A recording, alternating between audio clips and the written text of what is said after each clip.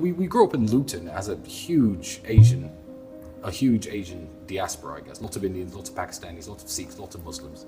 And these people work as a team. It's one of the reasons they outcompete British people, native British people, in almost every single metric. And we knew a guy named Bali. I hope Andrew hasn't told you this. Oh.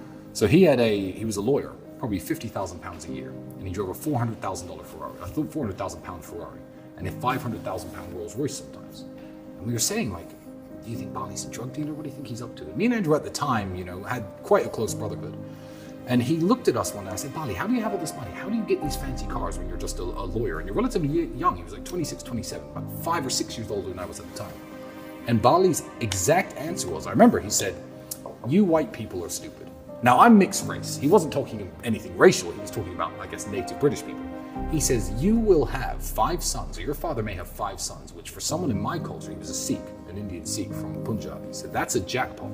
And this Englishman's 5 sons will all move out of the family home. They'll pay 5 rents, probably to people like me. They'll take 5 different student debts out, go out 5 different career paths. They'll set up, they'll get 5 different mortgages, marry 5 different women, and never see each other again. You see, my father had 5 sons.